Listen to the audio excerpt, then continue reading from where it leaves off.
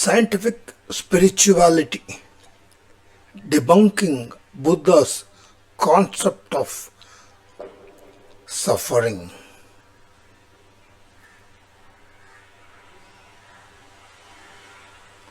They say life is suffering, but what if suffering is just bad PR? Let's flip the script and maybe flip a few minds. Birth, the cosmic opportunity.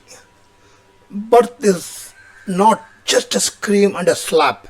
It's a fresh karmic canvas, a chance to awaken. Parents rejoice, souls reboot, Dharma gets another shot. Old age, the wisdom upgrade. Sure, your knees gossip, your back files complaints, but old age brings clarity, detachment, kind of wisdom youth can't fake. It is not decay, it is distillation. Sickness, the inner alarm clock. Pain is not punishment, it's a wake up call. Illness humbles us, slows us down, sometimes cracks us open. Even a fever, burn away delusion. Death, the great release.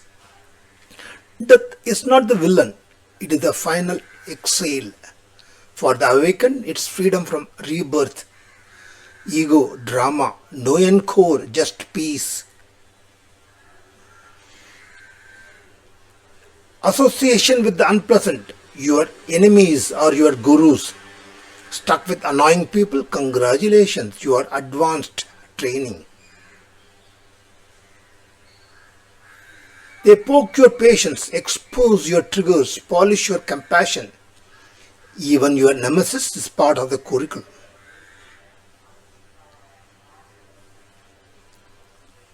Separation from the unpleasant minus letting go is leveling up. Loss hurts, but clinging hurts more. Separation teaches us impermanence, the heart of wisdom.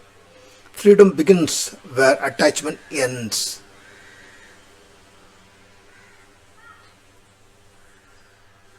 Not getting what you want, the universe has better taste.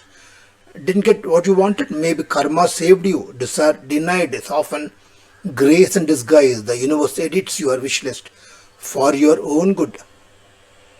The 5 aggregates, the comedy of self: form, feeling, perception, thought, consciousness. We cling to this bundle of things and call it me.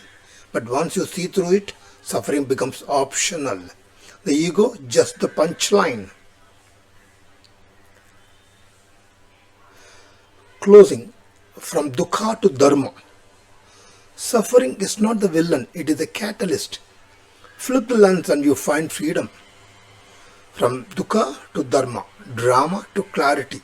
Now that's a plot twist worth sharing. Do let us know what you feel about our videos. Subscribe, hit the bell icon.